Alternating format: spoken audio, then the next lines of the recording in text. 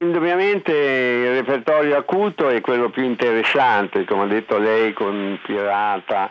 Poi sono opere di un certo, per me, di un interesse superiore alle altre, specialmente gli Ugonotti, diciamo. Gli Ugonotti è stata l'opera più importante che abbia fatto, anche perché poi oltretutto c'era un cast eccezionale negli Ugonotti, insomma, con Simeonato, Sutherland, Gauroff, Cossotto, Gavazzeni come direttore, quindi sono ricordi che rimarranno così incancellabili.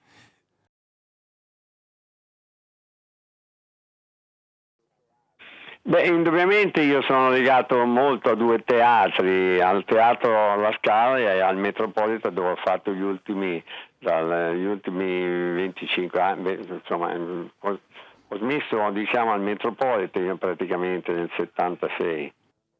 Sì, ho cantato sempre lì. Ho cantato sempre lì, ma mi sono alternato anche con La Scala, sì, con altri. Praticamente La Scala l'ho lasciata nel 65, credo, e invece il coso l'ho portato fino credo 70, 75, 76, non me lo ricordo di preciso.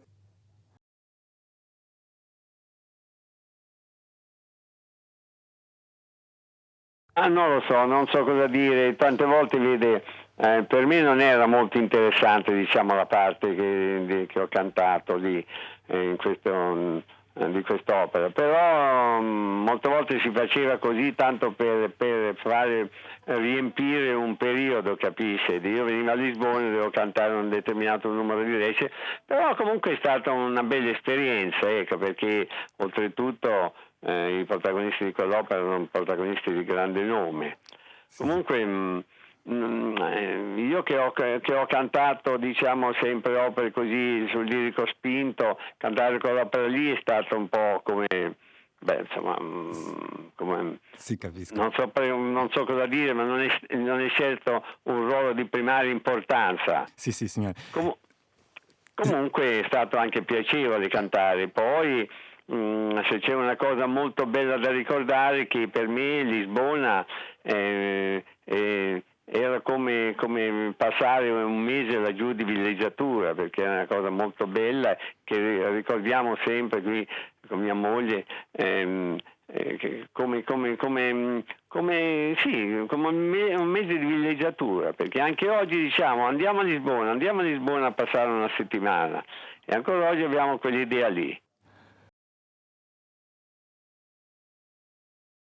Ora no, però vorremmo farlo perché abbiamo dei bei ricordi e gradiremo ancora ritornare in questa città che ci ha dato tanto piacere, insomma, tanta gioia di essere là, di ritornare a vedere il teatro, no? Insomma, tutti i bei luoghi dove siamo stati parecchi anni, ecco. Io posso dire solamente questo: tutti gli anni che noi venivamo a Lisbona lo facciamo con immenso piacere e gradiremo ancora farlo. Sono stati degli anni molto belli, molto piacevoli,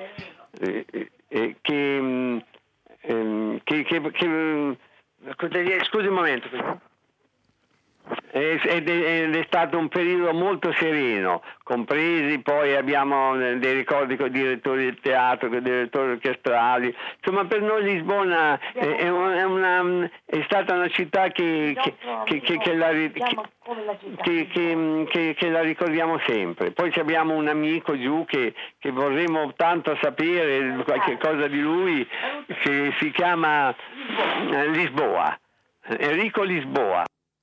Molto bella, e chissà che un giorno noi non facciamo veramente un salto là, perché ce l'abbiamo nel cuore. Ecco, Lisbona è stata gli anni giovanili per me, dove io ho debuttato in Gabriele Adorno e poi in quest'opera russa. Insomma, sono cose che mi ricordo con tanto piacere.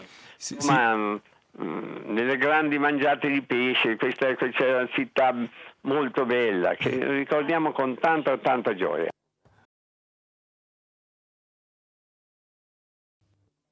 Ma in questo momento veramente non so cosa dire. Idoli tenori del passato, non del presente. Di quando io ho cominciato a cantare c'erano ancora i grandi tenori, i veri grandi tenori, come lei sa, c'era Gigli, c'erano Lavori Volpi, c'erano veramente dei grandi tenori. In fondo ho fatto la mia carriera sempre insieme di pari passo a Di Stefani del Monaco, li ricordo veramente con tanto piacere perché erano veramente dei grandi colleghi, ecco. Beh, il panorama della lirica dei nostri giorni non è certo roseo come ai miei tempi, perché io ho cominciato negli anni 50 e devo dire che gli anni 50 sono stati gli anni più belli della mia carriera, perché c'erano veramente dei grandi cantanti, ecco. No, non era il Spoleto di Menotti, quello era Spoleto dell'Avvocato Belli, cioè il concorso Beniamino Gigli era praticamente, che dipendeva dal Teatro dell'Opera di Roma. Non so, oggi no, io penso che un cantante deve avere tanti numeri, deve avere la voce in primo luogo, poi la prestanza fisica, il saper cantare, deve avere tante cose, quindi una cosa aiuta l'altra. E penso che le fisiche del role è una cosa che dovrebbe esserci su chiunque, insomma, qualsiasi persona dovrebbe avere queste qualità. È impossibile non averne una di queste. Oggi come oggi siamo in un momento molto moderno, e ci vogliono molti numeri per poter vincere e arrivare a stare nei posti di prima fila, capisci? Sì. Nei posti di prima fila ci vogliono tanti numeri.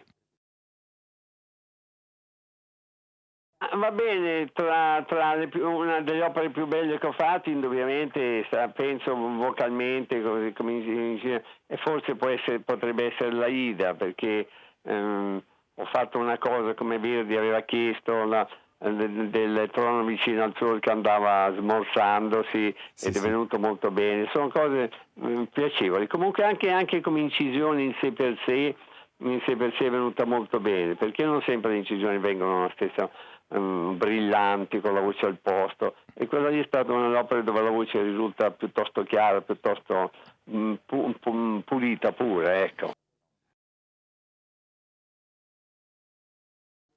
Ma non so, ad esempio le prime opere negli anni 50 quando ho cominciato a incidere la mia voce non mi piaceva tanto, poi dopo andando avanti invece la voce era diventata più liscia, più interessante, e poi in fondo uno matura, no? Sì. Quindi porta a compimento le cose che ha dentro di sé, e in principio sono cose così che sì. Uno tenta sempre ancora di studiare, poi dopo le cose più belle vengono dopo almeno, non so, una decina d'anni che uno ha cantato, e così è stato per me.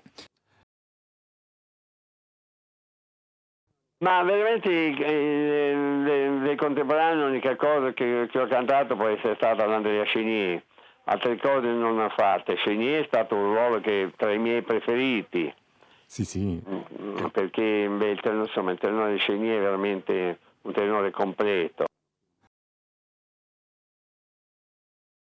Ho cantato il repertorio verdiano, ho cantato il repertorio pucciniano, mi dispiace non aver fatto Giù Bohème, che è un'altra opera che io preferisco.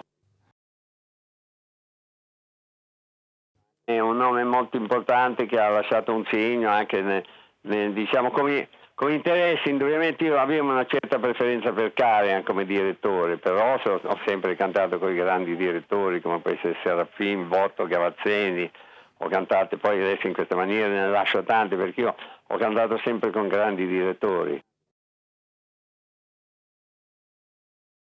Ho avuto sempre partner molto bravi, cominciando, pronto? Sì. Sente, cominciando da Tebaldi, Callas, Sutherland, Simeonato, Nilsson, Price. Ho sempre cantato con queste persone qui, i migliori baritono che c'era, baritoni che c'erano. Sì. Insomma, ho avuto la fortuna di cantare sempre con grandi artisti.